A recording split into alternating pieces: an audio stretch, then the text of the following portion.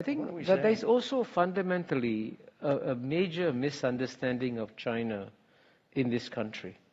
And let me tell you what the major misunderstanding is. You've seen that China was ruled by Communist Party in 1949, ruled by Communist Party in 1979, will be ruled by Communist Party 2019, and you assume that China hasn't changed. It's still being run by the same Communist Party. But the Chinese Communist Party has obviously changed fundamentally. I mean, I went to China for the first time in 1980. When I went to China for the first time in 1980, the Chinese people didn't have the freedom. They couldn't choose what to wear. They all wore Maoist suits. Yeah. They couldn't choose where to live, where to work, what to study. Then certainly zero Chinese could travel overseas. Zero. Now you go back to China. The Chinese people can choose what to wear, where to live, where to work, where to study. And guess what? Every year, 120 million Chinese, right? I think it's more than the population in California. 120 million Chinese leave China freely as tourists. Amazingly, 120 million Chinese return to China freely.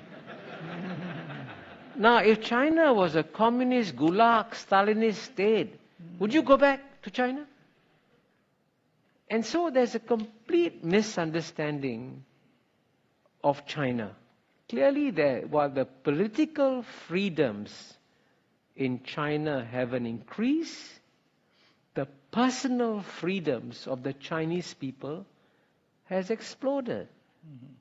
And I can tell you, one of the questions that future historians will be very puzzled by is the judgments made by America on China. And I'll tell you why they'll be puzzled. The United States of America is about 240 years old.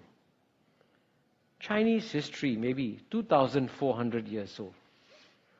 In today's world, you have a society which is 240 years old, passing judgment on a society which is 2,400 years old, and at a time when China has had its best 30 years of history, the Americans are telling Chinese, you guys are not doing very well. Really, you should change your political system. Listen to us, become a democracy, all will be well with you. And I can tell you one thing, that Chinese leaders, there's a whole shades of opinion among them. The one complete point of agreement that they all have is that they saw what happened to the Soviet Communist Party. They saw what happened to the Soviet Union. They saw what happened to Russia. It went overnight to a democracy. Guess what? The Russian economy imploded. Life expectancy came down. Infant mortality went up. The Russian people suffered. And the Chinese said, this is what happens when you have an instant democracy. So when the Chinese said, give us time, let us transform our political system in our own way, I said, let them do it. Why do you think that you would know better what's good for them? Does that reflect the fact that for 200 years you got used to doing it, telling the world how they should behave, and therefore you think you can be a better judge of the rest of the world? So that judgmental character in the West has got to adapt to the rest of the world, because the rest of the world today is less willing to be judged by you.